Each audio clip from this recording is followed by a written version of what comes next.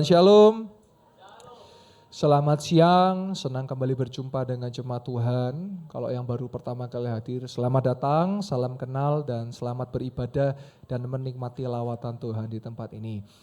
Saya berkhotbah tidak panjang, kalau ada waktu nanti kita ada sesi altar call dan saya percaya sering datang, setelah pulang akan mengalami kesembuhan, amin. Haleluya. Baik. Siang hari ini saya akan memberi pengajaran kepada jemaat Tuhan. Jadi hari-hari ini saya banyak khotbah tentang pengajaran supaya jemaat Tuhan engkau kuat secara doktrinal, engkau kokoh secara pengetahuan akan firman Tuhan dan engkau bisa melakukan firman Tuhan. Kita akan belajar tentang hamar teologi. Apa itu hamar teologi? Doktrin tentang dosa. Tolong ditampilkan slide-nya, doktrin tentang dosa. Nah, sebelum lanjut saya perlu memperkenalkan dan saya nggak bosan-bosannya menyampaikan bahwa Gereja Betanius Temalang merupakan gereja beraliran Pentakosta. Yang berarti kita percaya penuh kepada kegerakan Roh Kudus, dipenuhi Roh Kudus dengan tanda berbahasa roh, maka di sini kita percaya bahasa roh, kita menyembah di dalam roh dan kebenaran, kita percaya itu, dan karunia-karunia Roh Kudus. Dipimpin Roh Kudus dengan tanda menghasilkan buah Roh Kudus. Dengan 3 pilar, yang pertama iman, kita percaya kepada Yesus, dan yang kedua mujizat. Nanti saya akan tampilkan ada seorang ibu yang tiroid saudara, mohon maaf lehernya sampai besar. Nah, saya berkata ibu percaya ada Tuhan Yesus yang bisa menyembuhkan dan puji Tuhan minggu lalu datang sudah kempes saudara, nggak perlu operasi, boleh kasih tepuk tangan yang meriah buat Tuhan Yesus. Dan di tempat ini juga banyak, ada juga free of cancer, free of tumor, free of myom, dan lain sebagainya, karena kita percaya bahwa mujizat itu masih terjadi, itu mujizat kesembuhan. Lalu ada mujizat finansial. Saya bersyukur mendampingi beberapa jemaat yang ada utang, bangkrut, hari ini sudah mulai naik, sudah mulai bangkit, bahkan utang-utang sudah dilunasi. Ada yang nganggur, hari ini puji Tuhan sudah dapat pekerjaan, karena kita percaya ada mujizat finansial. Lalu ada juga mujizat psikis saudara. Puji Tuhan kemarin berarti ke-9 orang yang percobaan bunuh diri, stres, depresi, puji Tuhan hari ini bebas, sudah sehat jasmani rohaninya, bahkan sudah jadi orang saudara. Kalau bukan Tuhan Yesus siapa lagi? Saya percaya setiap kita, kalau ada kuasa Tuhan, maka kita bisa menolong banyak orang. Yang percaya katakan amin. Nah saudara, mujizat ya. Lalu pilar ketiga Roh Kudus. Kita mengandalkan Roh Kudus. Kenapa penting saudara? Supaya dalam hidup kita ada yang nuntun. Kalau kita nggak ada yang nuntun, 1, gampang jatuh, 2, gampang tersesat. Saudara butuh Roh Kudus. Terus terang, saya punya pengalaman dulu saudara, sering ditipu orang karena terlalu baik saudara. Ya. Makanya jadi orang terlalu baik itu nggak baik saudara. Tapi dengan tuntunan Roh Kudus hari ini, saya bisa tahu kalau orang ini mau nipu, saya tahu. Tapi kalau orang ini memang memerlukan bantuan, saya bantu. Tapi kalau mau nipu, ya saya bantu doa aja saudara, karena kelihatan. Nah itu dari tuntunan Roh Kudus. Dan yang terakhir, dengan visi percepatan dan pelipat gandaan. Mari sama-sama kita masuk ke slide berikutnya. Nah, manusia pertama yaitu Adam. Dalam bahasa aslinya Adam itu artinya debu, dari debu, dari tanah ya, dari soil ya, atau dari tanah, dari debu yang menjadi manusia itu namanya Adam. Sehingga menjadi manusia pertama di dunia. Manusia kedua siapa namanya? Hawa, dalam Inggrisnya Eve atau Eva, yang berarti wanita atau perempuan. Saudara. Nah, saya bersyukur anak-anak sekarang ini pinter-pinter. Saya pernah ketemu dengan seorang anak dari Yes Kids, ya, dia berkata, Pastor Joel, itu gambar Adam itu yang ditampilkan di foto-foto itu salah. Loh kenapa? Karena Adam tidak dikandung, jadi nggak punya pusar. Saudara dan saya punya pusar, betul? Cuman beda-beda, ada yang bodong gitu ya saudara. Nah kenapa? Karena kita waktu dalam perut ada tali pusar. Ketika keluar, nah terus nanti pembicaranya apakah itu dikubur atau begini. Saya nggak percaya begitu saudara. Saudara kalau di dalam Kristen, nggak usah percaya yang harus dikubur, enggak bayinya nangis, enggak gini, aduh saudara. Di dalam Yesus kita jadi ciptaan yang baru, amin. Sudah percaya begitu. Anak saya tali pusarnya mau dibuang, mau diapa ya hari ini sehat anak saya. Karena kita berharap sama Tuhan Yesus. Nah anak ini berkata harusnya nggak ada pusarnya karena nggak dikandung. Yo pinter ya, saya bilang hebat. Terus kasih pertanyaan kedua, tahu Nabi Nuh? Oh, tahu ya. Kenapa Nabi Nuh nggak mancing Pastor Joel? Nah kalau itu saya bisa jawab, padahal kan air bah ya, betul ya. Harusnya banyak ikan dong, betul ya. Kok nggak mancing ya? Saya tahu jawabannya. Karena bawa cacingnya cuma 2 saudara, cuma 1 pasang ya. Karena Tuhan minta bawanya semua binatang sepasang. Eman nih kayak mancing saudara. Nah itu ya, pinter-pinter anak sekarang. Nah, Adam jatuh dalam dosa, tolong ditampilkan. Nah, jatuh di dalam dosa. Nah yang bikin jatuh dalam dosa ini siapa? Ular ini saudara. Nah, ini. Untung Adam gak makan ular saudara ya. Coba kalau Adam makan ular, bukan buah yang dimakan, ular yang dimakan, mungkin dirica-rica gitu saudara ya, atau di apa gitu ya. Nah, saudara, Adam jatuh dalam dosa, Hawa jatuh dalam dosa, seluruh manusia jatuh di dalam dosa. Roma 6 ayat 23, sebab upah dosa ialah maut, tetapi karunia Allah ialah hidup yang kekal dalam Kristus Yesus Tuhan kita. Saya kasih tahu ya, efek dosa langsung kelihatan. Kalau saudara baca Alkitab, Kejadian 4, Kejadian 3, manusia jatuh dalam dosa. Kejadian 4, manusia dikeluarkan dari Taman Eden. Apa yang terjadi? Terjadilah pembunuhan pertama di dunia. Pembunuhan siapa dengan siapa? Kain membunuh, upah dosa ialah jelas. Kalau engkau memelihara dosa, perhatikan, maka yang terjadi adalah maut, saudara. Bunuh bukan membunuh manusia ya, bisa membunuh karirnya orang, bisa membunuh perasaannya orang, bisa membunuh karakter orang. Itu kalau memelihara dosa. Maka hammer teologi ini perlu saudara pahami supaya saudara jangan hidup di dalam dosa. Saya kasih tahu saudara, bedanya jatuh dalam dosa sama hidup di dalam dosa. Jatuh dalam dosa, saudara megang HP, ada YouTube di situ, terus saudara nonton ada mohon maaf video porno misalnya, muncul Tuhan Yesus gitu. Terus saudara lakukan apa? Wah ya wis, bentar lagi tak minta ampun kan mau ke gereja habis nih. Nah itu jatuh dalam dosa. Tapi hidup dalam dosa, dari minggu sampai minggu nonton film porno, itu hidup dalam dosa. Bisa paham bedanya? Nah itu bedanya. Orang bisa jatuh, tapi kalau orang hidup dalam dosa, sengaja berarti. Kalau jatuh nggak sengaja, ada di sini yang sengaja menjatuhkan, misal saya, gitu ada? Nggak ada saudara. Hanya orang yang nggak waras yang sengaja menjatuhkan dirinya. Tapi kalau namanya jatuh, kepleset, jatuh. Betul, ada yang sengaja kepleset? Oh, pura-pura. Ada saudara? Nah, nggak ada. Tapi kalau hidup dalam dosa, sengaja hidup dalam dosa, setiap hari sengaja. Kita melihat upah dosa, lihat ya, Adam dan Hawa jatuh dalam dosa, nggak taat ya mereka ya. Anaknya bunuh-bunuhan saudara. Dan ini adalah pembunuhan paling besar di dunia tercatat dalam sejarah. Karena membunuh 1/4 penduduk bumi, karena waktu itu penduduk baru 4. Adam, Hawa, Kain dan Habil. Lihat saudara, kalau engkau pelihara dosa dalam keluargamu, ingat ya, maut ini mengintai saudara. Tapi hari ini firman Tuhan berbicara supaya engkau hidup jauh daripada dosa. Yang mau katakan amin. Dosa membawa kepada maut. Maka perhatikan, Yesus datang ke dunia berinkarnasi menjadi 100% manusia. Nah ini doktrin penting yang saudara perlu pahami. Yesus itu bukan manusia yang dituhankan. Tapi Yesus itu Tuhan yang mau jadi manusia. Ingat, banyak orang mau jadi Tuhan. Contoh, Firaun mau jadi Tuhan, Kaisar mau jadi Tuhan, Raja mau jadi Tuhan. Siapapun itu mau jadi Tuhan. Tapi cuman Yesus yang beda, Tuhan yang mau jadi manusia. Boleh kita kasih tepuk tangan buat Tuhan Yesus kita. Kenapa dia perlu datang? Perhatikan. Karena untuk menebus dosa umat manusia. Ceritanya kita ini punya utang saudara. Gak bisa bayar utangnya. Karena gak taat makan buah utang. Yesus datang menebus utang itu. Lah kalau sudah ditebus, ya jangan ngutang lagi. Kita ini sudah ngutang gak bisa bayar. Ditebus ya jangan ngutang lagi. Saya kasih contoh saudara, ini ilustrasi yang mudah. Supaya memudahkan saudara untuk memahaminya. Saudara dikasih orang tua saudara 1 miliar. Saudara tidak bisa mendapatkan 1 miliar, tapi menerima 1 miliar. Saya mau tanya, saudara mau foya-foya dengan 1 miliar? Saya mau tanya, mau? Kalau saya tahu saya nggak bisa dapat 1 miliar, tapi diberi 1 miliar, saya akan jaga 1 miliar itu sampai saya mati.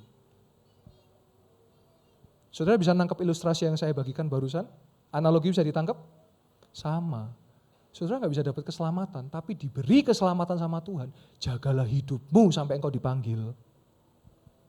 Jangan punya sistem kayak gini loh saudara. Oh hari Minggu ke gereja, Senin sampai Sabtu hidupnya seenaknya. Minggu karena ke gereja jadi kelihatan suci. Tapi Senin sampai Sabtu, wah. Minggu Roh Kudus, Senin sampai Sabtu, Roh Kudus. Nah.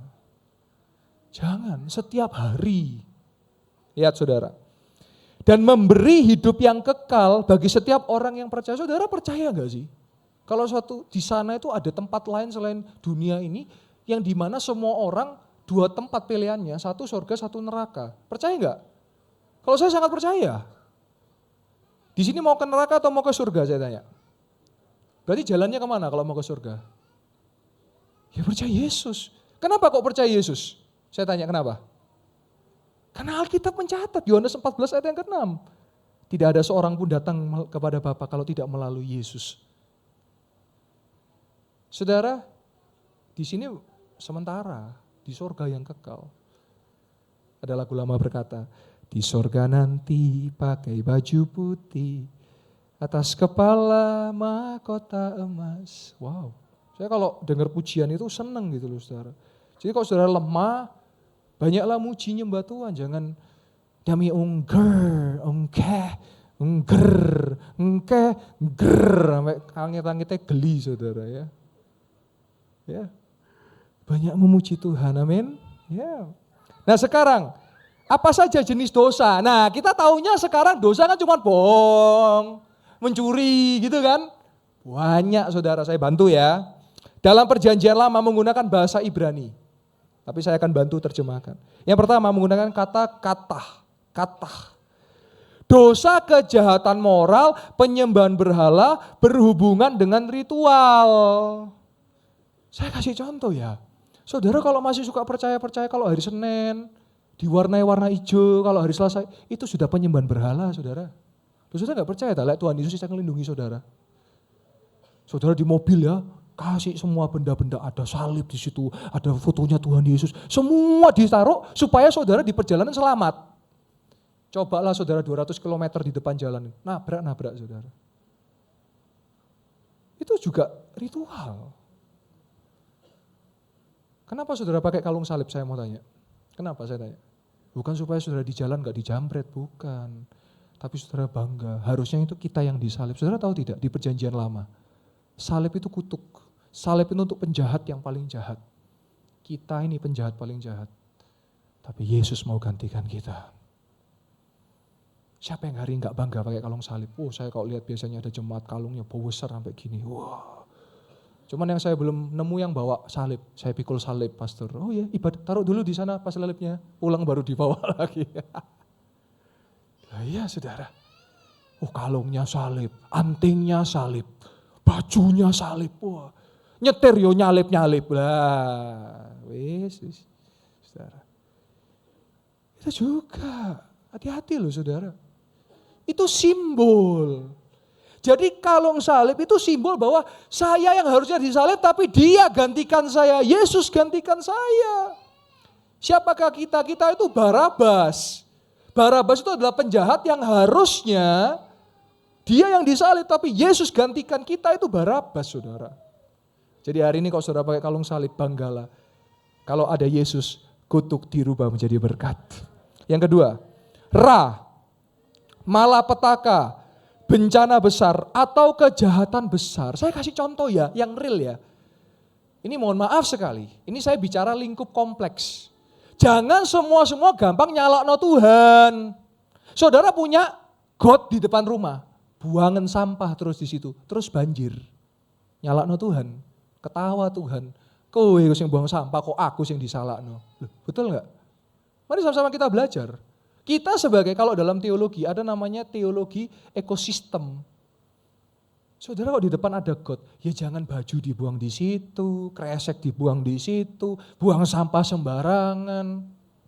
Saya maaf ya, ini saya cerita, saya pernah kelihatan mobil ada tulisan Betani Yestoya Malang saudara. Ya ini di suatu tempat lah, saya nggak bisa cerita di mana. Tapi stikernya itu jelas. Ini pasti jemaat ini. Kalau nggak pelayan, wis antara dua itu.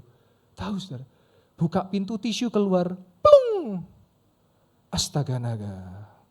Astaga Dragon. Wah. Di gereja haleluya. Di jalan haleluput saudara tisunya. Saudara nggak menjaga kebersihan loh. Saya nggak tahu ya itu siapa, saya nggak sebut juga tipe mobilnya apa. Saudara. Jadi kalau banjirnya karena kita buang sampah sembarangan, saudara bisa nangkep poin saya? Ya ini dicatat namanya ra. Terus apa lagi? Saudara tahu itu ladang untuk apa? Untuk penyerapan air. Dipotongi semua pohon-pohonnya. Dipotong semua daun-daunnya. Terus banjir, saudara. Nyalakno Tuhan? Nah ini loh. Ini dicatat dalam Alkitab. Terus apa lagi? Bakar-bakar, sampah dibakar. KB dibakar di situ. Waduh, apa lagi di situ?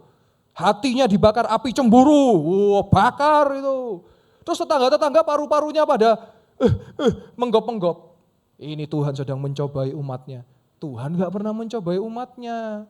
Tuhan tidak pernah, yang mencoba itu iblis. Bisa nangkep poin saya? Harusnya bisa. Ini juga dosa.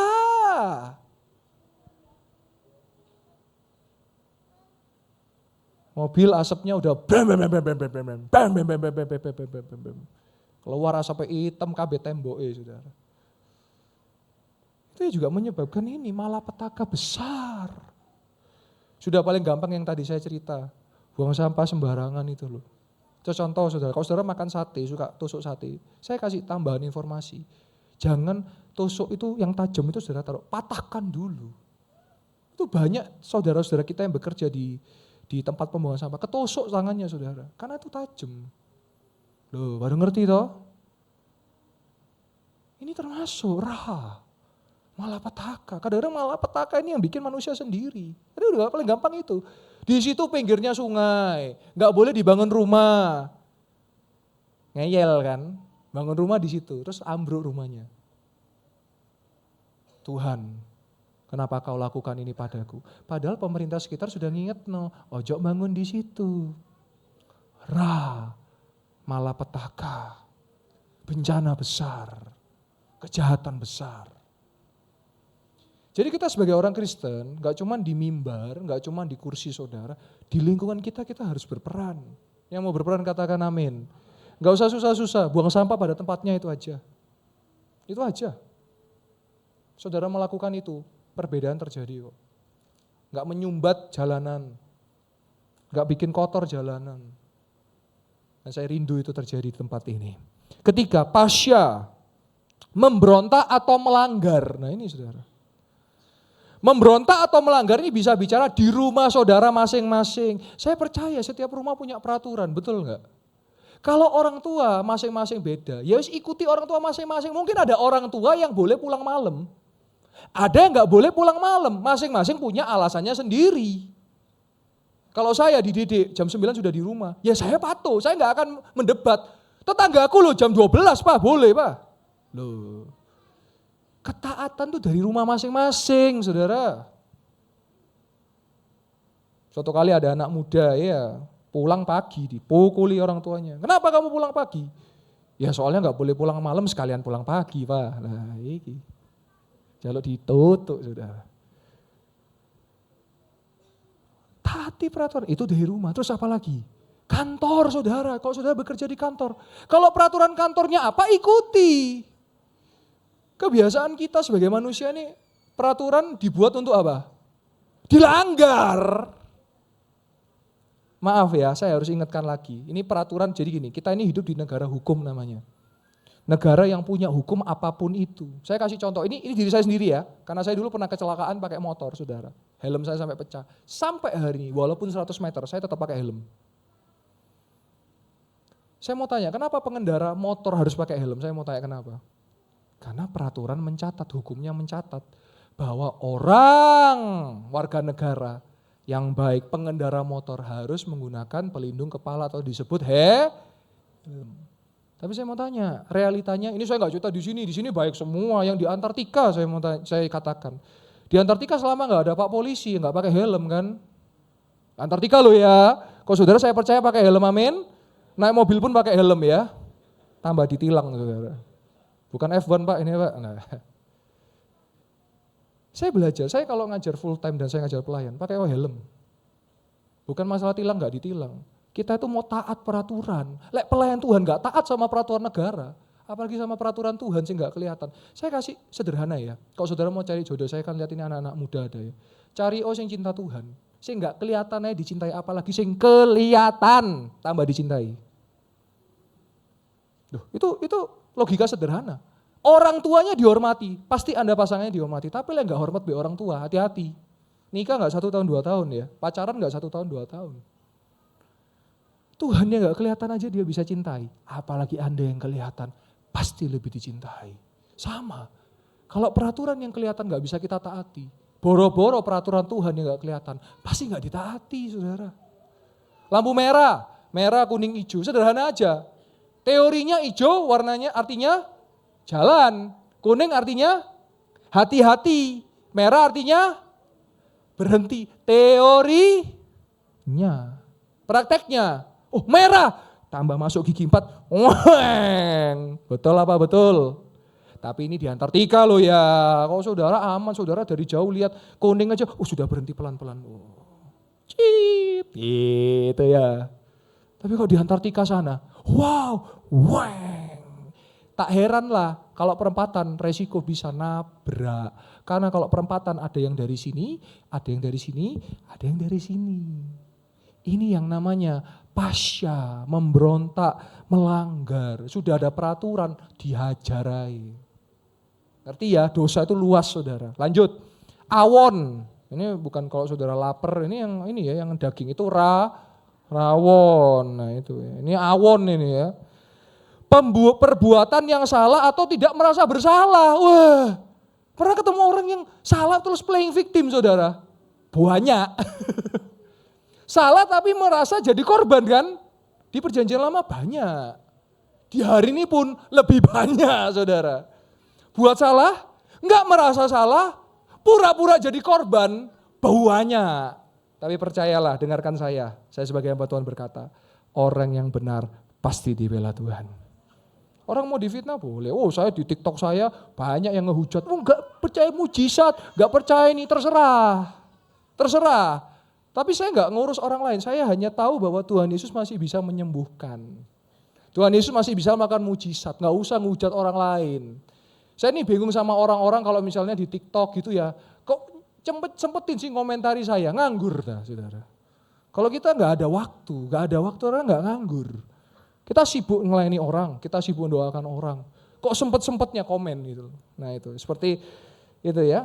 Nah, jadi ada tipe-tipe seperti ini. Gak merasa bersalah, malah playing victim. Betul ya, banyak ya. Banyak, dan saudara pasti pernah mengalami. Saya pun ya pernah mengalami ketemu orang-orang seperti ini. Yang kelima, syagak ya. Penyimpangan seperti domba yang tersesat keluar dari jalur kebenaran. Saudara dengar firman tiap minggu, tapi nanti Senin tiba-tiba keluar dari jalur. Nah ini sagak ini namanya. Diajari harus begini, tapi keluar dari jalur. Nah ini ada. Keenam, asyam. Dosa yang terkait dengan korban persembahan, tabernakel dan bait suci. Nah ini orang-orang Israel pada saat itu. Ya, karena ini konteksnya perjanjian lama. 7, rasya. Kejahatan yang melawan kebenaran. Ada yang keluar dari kebenaran, ada yang melawan kebenaran. Orang tuanya ngomong, loh. Saya percaya itu anak-anak diantar, haleluya. Kalau di sini semua anak-anaknya pasti menghormati orang tuanya, amin. Haleluya, iya. Udah gak usah senggol-senggol, itu loh denger no. Saya ngomong di Antartika kok, bukan ngomong yang di sini, amin. Iya. Gini loh saudara, saudara punya perbedaan pendapat dengan orang tua gak apa-apa, tapi jangan waduh. Alkitab mencatat loh, hormati orang tuamu. Orang tua juga sama, kasihilah anak-anakmu, jangan terlalu strict ya. Pokoknya kamu harus jadi nih, pokoknya. Waduh, zaman udah berubah Bapak Ibu. Nah ini yang muda tuh dengerin Pak. Udah kayak zaman dulu yang dipaksa harus jadi ini, enggak. Sekarang udah maju zaman sekarang ini. Tapi ingat anak-anak muda termasuk saya, kita masih kalah pengalaman dengan orang-orang yang lebih senior. Mereka sudah lebih dahulu puluhan tahun lebih dulu ngalami. Gitu ya. Yang ke-8, taat. Mengerti kebenaran tetapi dengan sengaja melakukan yang salah. Tanpa memperhitungkan resiko besar di depan. Saya kasih contoh, ini paling gampang dah. Ini soal pacaran deh, yang paling mudah. Sudah tahu kalau pacaran cium-ciuman nanti bisa jatuh, bisa hamil di luar nikah. Tahu kan? Tapi dilakukan. Disengaja. Tanpa mikir resiko ke depannya. Nih, taat namanya. Terus contoh, sudah tahu kalau mencuri, korupsi, pasti ketemuan. Percaya saya, tidak ada kejahatan yang sempurna. Apapun itu, pasti ketemuan. Sepandai-pandainya tumpai melompat, pasti jatuh. Sepintar-pintarnya orang menyimpan bangkai, pasti tercium juga. Ingat, tidak ada kejahatan yang sempurna. Mau coba korupsi, mau coba mencuri, suatu saat pasti ketemu. Resiko di depan. Nah, maka hari ini hiduplah dalam kebenaran. Yang mau hidup dalam kebenaran katakan amin. Lanjut, kita masuk perjanjian baru. Jenis dosa dalam perjanjian baru. Nah, kalau dalam bahasa perjanjian baru menggunakan bahasa Yunani. Yang pertama, kakos. Efek dari dosa dalam bentuk penyakit. Ada. Suka dosa, berzina, terus kena virus, kena penyakit menular. Ya jangan nyalakno Tuhan. Mau jajan sembarangan. Gaya hidup, merokok, alkohol. Akhirnya sakit. Ya jangan nyalakno Tuhan. Nah, kakos ini fisik jasmani, keadaan moral yang buruk. Makanya saya selalu ingatkan, saya pendeta nggak lupa mengingatkan kalau masih merokok berhenti. Merokok itu efek panjangnya sampai tua itu loh, kerasa nanti. Halusinasi, delusi, belum menyakiti orang lain, belum bikin orang lain sakit, asapnya. Saya mohon maaf ya, saya kenal seseorang yang anaknya meninggal karena bapaknya itu perokok aktif, anaknya perokok pasif. Sekarang bapaknya sudah berhenti merokok, tapi apakah anaknya hidup? Enggak, saudara. Penyesalan selalu datang belakangan. Tahu gitu dulu saya berhenti merokok, ini anakku ya apa Tuhan? Lupa kalau rokok itu bisa nempel di bibirnya, bisa nempel di bajunya, bisa nempel di rambutnya, dan ketika mencium anaknya, lupa kalau itu bisa nempel juga di anaknya. Ini namanya apa? Kakos. Lalu cepat saja 2, poneros. Kejahatan moral oleh karena pengaruh dirasuh oleh iblis atau kuasa gelap. Nah ini bisa. Karena kuasa gelap akhirnya melakukan dosa-dosa, bisa. Iblis itu rajanya dosa kok. Dia senang dengan orang kalau buat dosa. Ini poneros, atau kalau dalam bahasa Inggris itu possession, kerasukan itu. Ketiga, asbes, hidup di luar Tuhan, murtad, hidup dalam kedurhakaan. Yang keempat, enokos, kejahatan yang layak mendapatkan hukuman mati. Nah ini biasanya kriminal. Atau apapun itu yang layak untuk mendapatkan hukuman mati. Hamartia, nah ini perhatikan.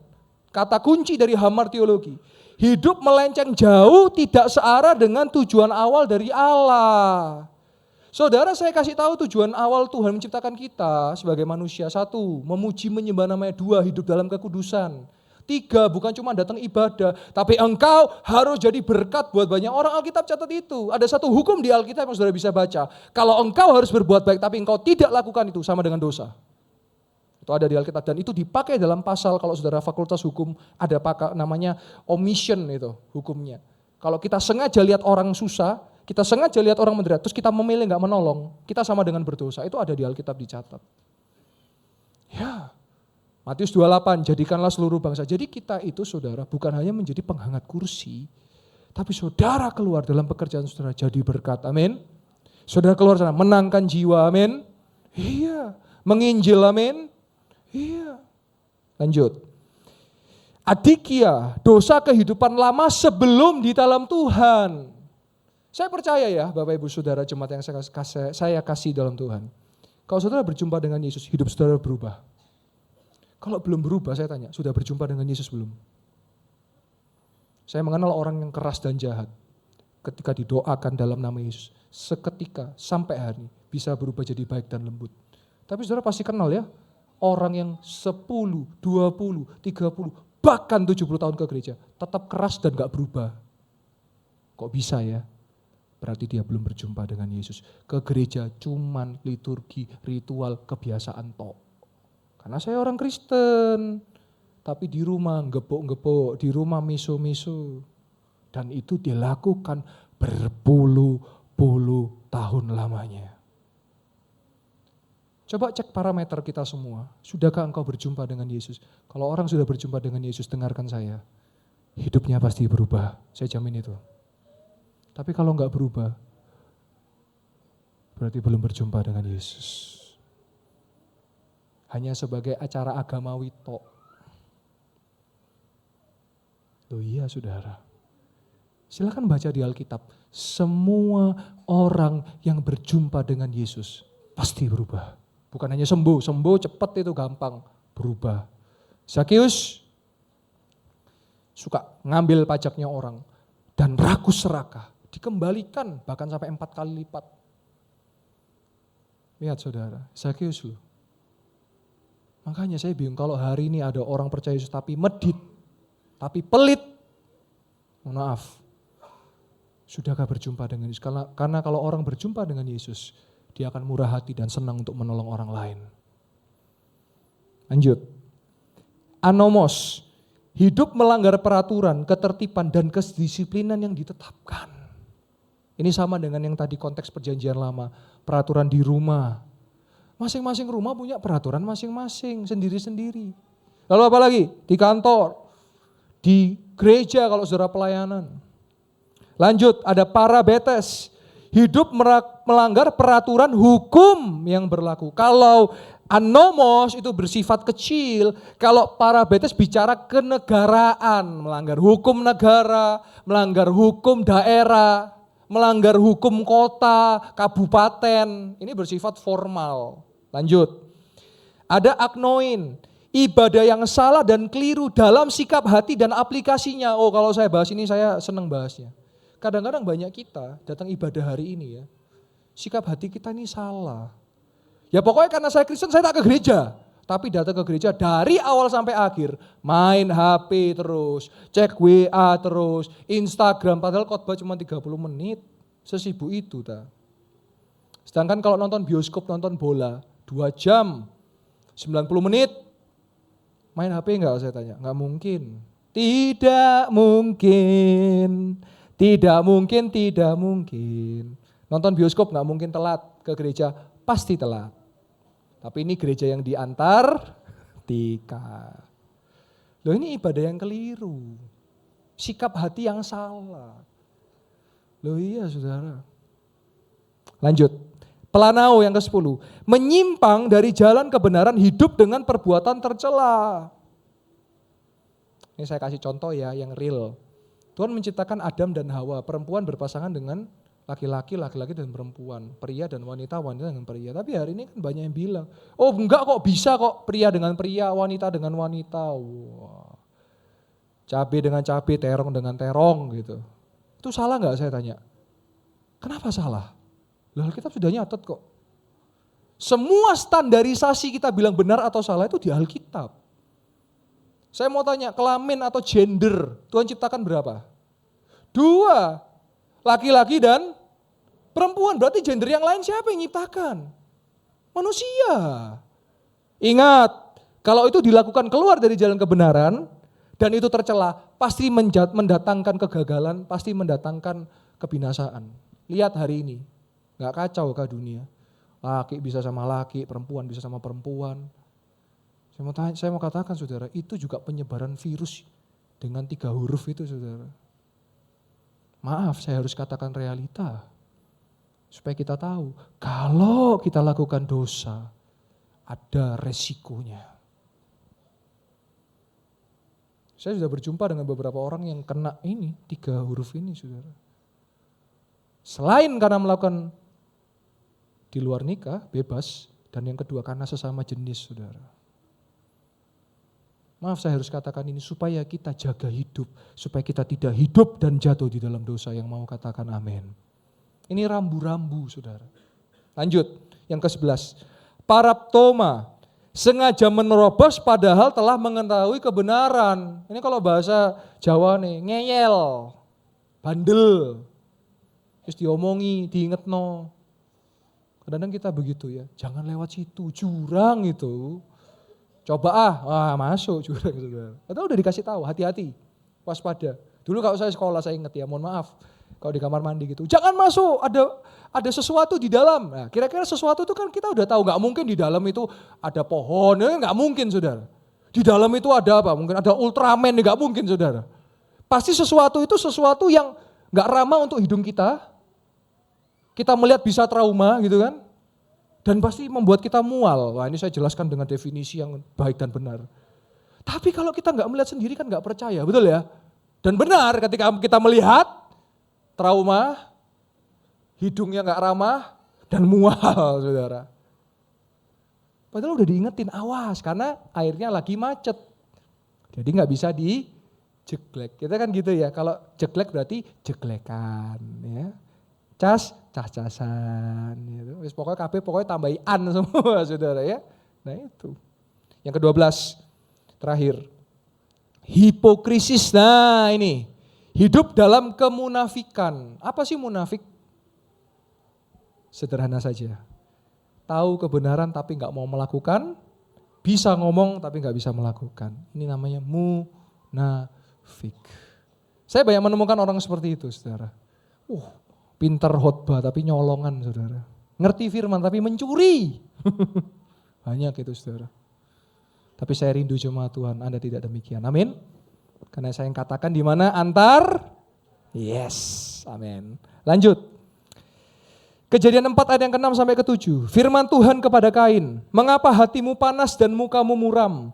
Apakah mukamu tidak akan berseri jika engkau berbuat baik? Tetapi jika engkau tidak berbuat baik, dosa sudah mengintip di depan pintu. Ia sangat menggoda engkau, tetapi engkau harus berkuasa atasnya. Saudara percaya enggak bahwa setiap saat saudara dibidik dengan iblis untuk jatuh dalam dosa? Ingat ya, hidup sama jatuh beda. Jatuh dalam dosa misalnya sekali mencuri, ketahuan misalnya, bertobat. Tapi kalau setiap hari mencuri, ya itu berarti tabiatnya suka mencuri. Hidup dalam dosa. Nah setiap hari itu kita dibidik, ini loh lihat. Di balik pintu. Tapi saudara, saya mau sampaikan kepada jemaat Tuhan, kita harus berkuasa atasnya. Sekarang bagaimana kita bisa berkuasa? Dengan kita dipenuhi dan dipimpin oleh Roh Kudus. Ayat selanjutnya, Efesus 4 ayat 26 sampai 27. Apabila kamu menjadi marah, janganlah kamu berbuat, janganlah matahari terbenam sebelum padam amarahmu, dan janganlah beri kesempatan kepada, saudara baca berita-berita yang kemarin, sampai jadi berapa bagian loh saudara. Ikuti berita itu. Lah iya. Ditanya kenapa? Kok sampai berapa bagian? Jawabannya apa? Dendam saya, marah. Ya. Suatu kali ada saudara di kota, di alun-alun ya. Ada pemotongan ya. Namanya Marta saudara. Dipotong 16 bagian. Ternyata siapa saudara? Apa saudara? Martabak kepanjangannya ya. Dipotong 16. Lapar ini ya. Jadi jangan beri kesempatan kepada iblis. Jangan dendam ya. Yang paling bahaya saya kasih tahu. Ini wake up call ya. Gak ngomong, gak mengungkapkan, tapi diem tok menyimpan itu. Itu namanya amarah dendam. Itu nanti suatu saat kalau gak dibereskan, meledak jadi itu barang saudara. Makanya firman Tuhan gak pernah salah. Lek marah atau lek ada masalah, jangan sampai matahari terbenam. Firman Tuhan di Injil dikatakan apa? Kesusahan hari ini, biarlah hari ini, besok ada kesusahan sendiri. Orang yang stres itu karena kesusahan hari ini dibawa besok. Besok dibawa lusa, dibawa seminggu. Abot. Nah kalau abot ada jawabannya di Alkitab. Apa tulisannya? Matius 11:28. Datanglah kepada Yesus yang letih lesu dan orang yang stres itu kan bebannya berat. Datang kepada Yesus. Doa kepada Yesus. Lanjut. Setelah mengetahui kebenaran, apa respon kita? Saya tampilkan ayat-ayat di situ. Amsal 4 ayat 23. Jagalah hatimu dengan segala kewaspadaan, karena dari situlah terpancar kehidupan. 1 Petrus 5 ayat yang ke-8. Sadarlah dan berjaga-jagalah. Lawanmu si iblis berjalan keliling, sama seperti singa yang mengaum-ngaum dan mencari orang yang dapat ditelannya. Oh saya tahu, singa itu berkeliling, tapi saudara ingat kisah Daniel? Boleh dia di gua singa, tapi kalau Tuhan beserta kita, singa itu lo gak bisa mengaum dan gak bisa gigit kita. Yang percaya katakan amin. Saya sangat percaya itu, saudara. Karena kalau sampai singa itu bisa menggigit saudara, maka jatuh yang terjadi. 2 Korintus 5 ayat 13. Nah, ujilah dirimu sendiri, apakah kamu tetap tegak di dalam iman. Selidikilah dirimu, apakah kamu tidak yakin akan dirimu, bahwa Kristus Yesus ada di dalam diri kamu. Sebab jika tidak demikian, kamu tidak tahan uji. Jemaat yang saya kasih dalam Tuhan, mari kita cek siang hari ini, sudahkah Yesus ada dalam hidupmu? Kalau tidak ada Yesus, tidak tahan uji.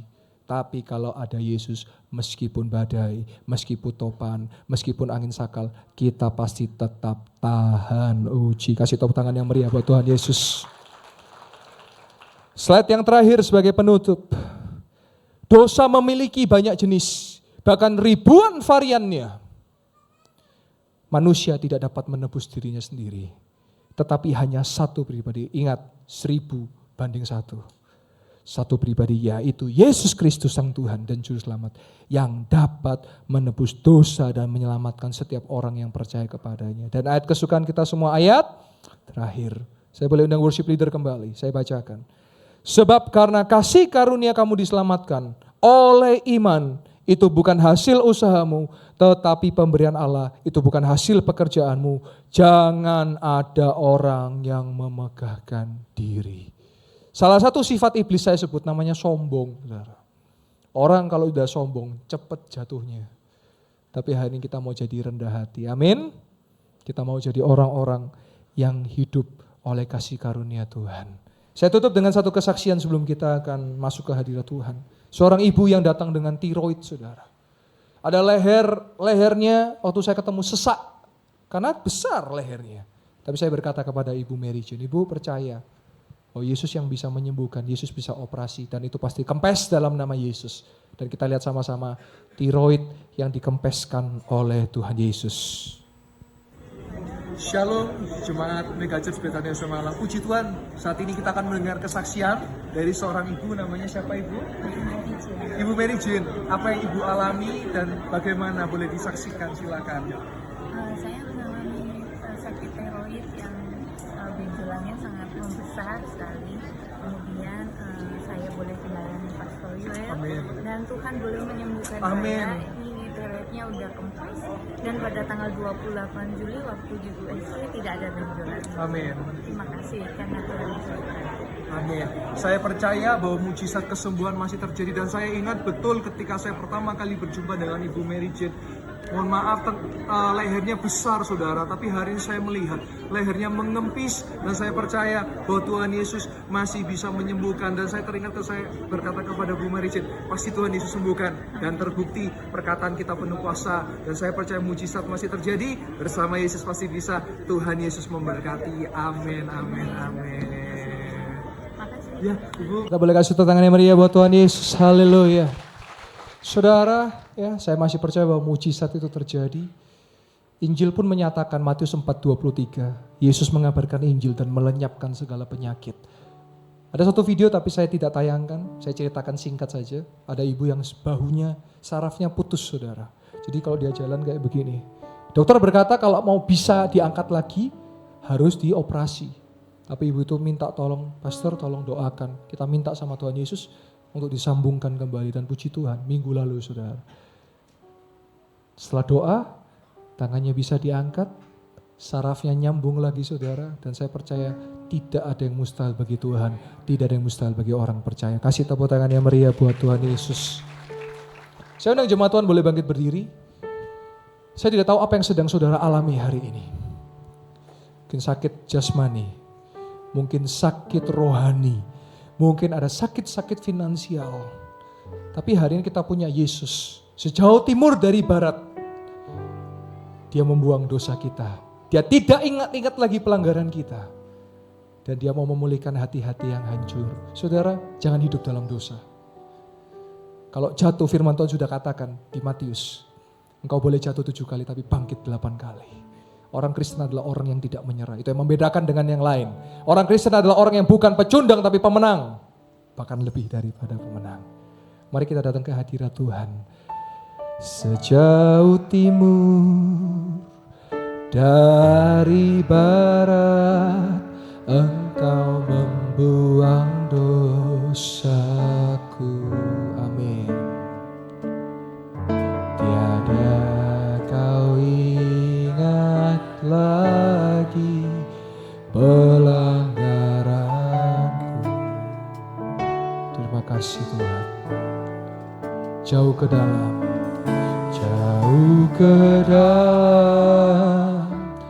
tubir laut kau melemparkan dosaku.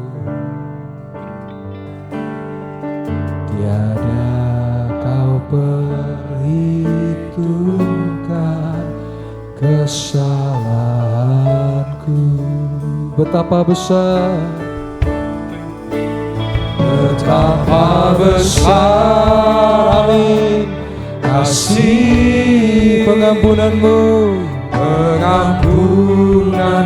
oh haleluya.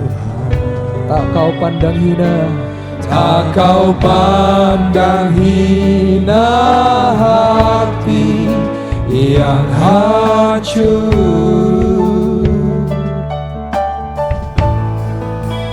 Ku berterima kasih kepadamu ya Tuhan. Pengampunan yang kau beri, pulihkanku. Amin. Betapa besar, betapa besar kasih, haleluya, pengampunanmu Tuhan. Oh tak kau pandang hina hati yang hancur. Ku berterima